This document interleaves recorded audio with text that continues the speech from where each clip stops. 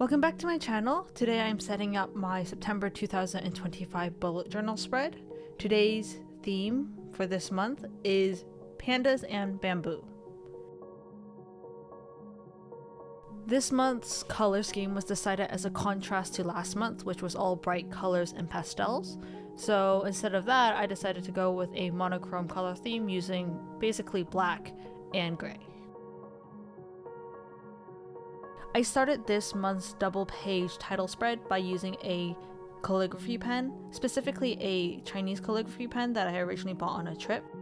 Unlike Western calligraphy pens, which usually have a metal nib that you dip into ink, Chinese calligraphy pens are closer to a paintbrush than they are to today's modern pens. As such, they're actually quite difficult to use properly. It's something I want to learn more of in the long run and hopefully be able to incorporate more into future bullet journal spreads. To create these boxes, I used a Pentel sign pen. More specifically, I used a Pentel Touch sign pen. Now the difference is important because the regular sign pen does not have a brush nib. I really like the brush nib of the Touch one because it mimics the calligraphy pen, except it's much stiffer and easier to control.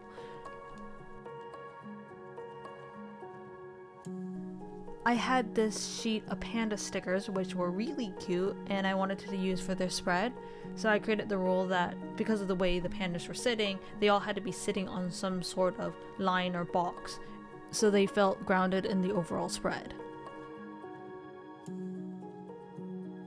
Then to emphasize the bamboo or kind of create more of the bamboo look, I went back and in the gaps of the boxes that I had originally created, I added little bamboo leaves to only the vertical sides of the boxes.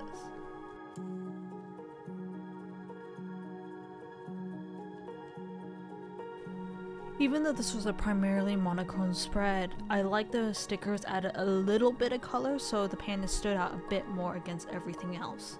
But after I added all the pandas and finished all the leaves, I still felt overall there was too much white space. So then I went back and decided to fill all the boxes that did not have a panda sitting in them with gray. I'm using a zebra midliner brush version in gray to do this.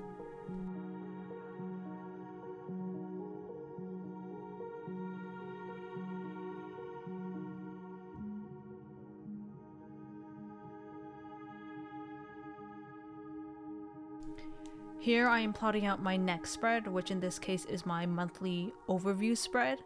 This little ruler I'm using is something I made by cutting out a page of a previous journal that had the same dimensions.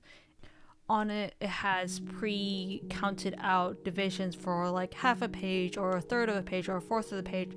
So every time I'm creating a new spread, I don't have to go out and count it off every single time.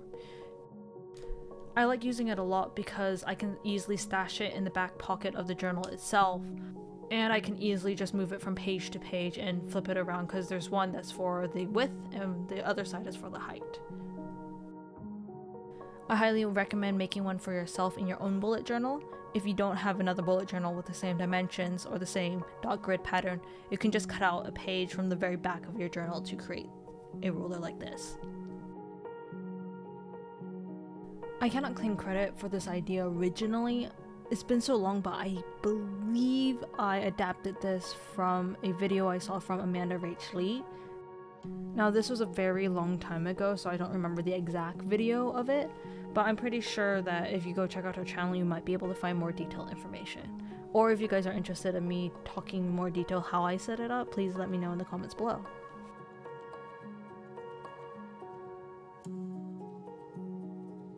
Now for the spread, I'm just going back in and putting more panda stickers and using the gray midliner to fill in those blank spaces on the bottom of the days of the month that are not going to be used. I did use the calligraphy pen to write out the letters on top for the days of the week. I kind of gave up on trying to hold it properly, but I'm still going to use it for the rest of the spread to write all of the words at the headers.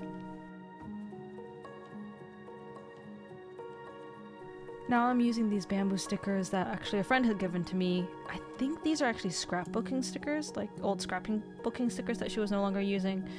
I actually got these quite recently, so the actual theme of this bullet journal was decided on the day that I actually received these stickers.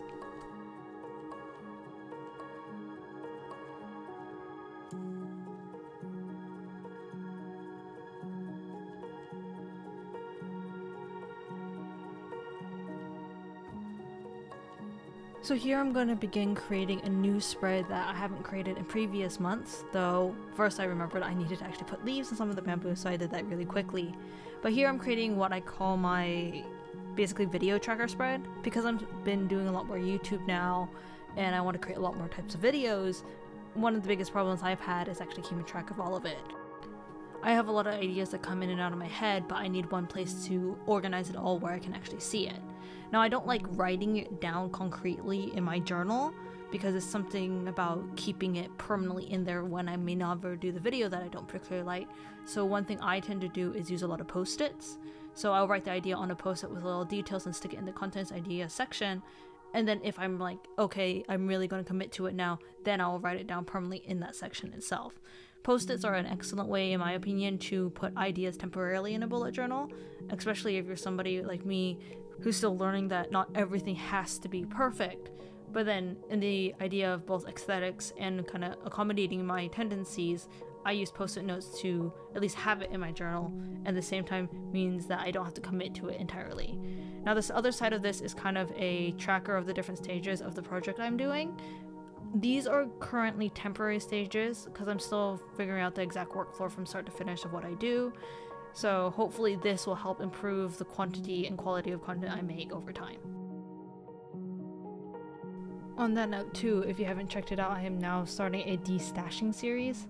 Among bullet journaling, I also do a lot of work with yarn, particularly crochet, and I have a lot of yarn, so now I'm in the process of trying to reduce that amount of yarn, and maybe you can join me along with that ride too. Instead of creating a weekly spread that has days of the week where tasks are assigned to them, I opted to create a running list of tasks for the week instead. Right now, I don't really have a very strong set schedule from week to week, so that particular format wasn't working particularly well for me, but I always had a lot of tasks that I needed to do, and when I wanted to complete it, kind of varied back and forth depending on how much energy I had for that day. So I tended to keep all my scheduling stuff on the month overview. Having to rewrite it into a weekly log actually caused me to use my journal less. So I'm going to see if writing a task list instead, maybe for a week, maybe for 2 weeks. I'm still experimenting or deciding on that, and see if that is more effective as a spread to encourage me to use my journal more. I am very much someone who keeps all of their thoughts and ideas in their head, but that becomes a problem when you have too many of them and then you begin to forget them because you just have more and more and more.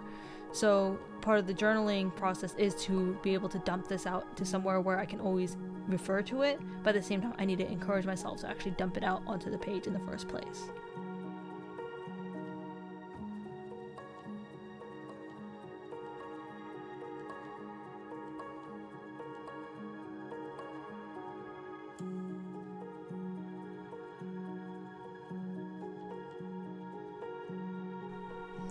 Thank you for watching today's setup. If you liked it, please consider subscribing to the channel and giving a like to this video.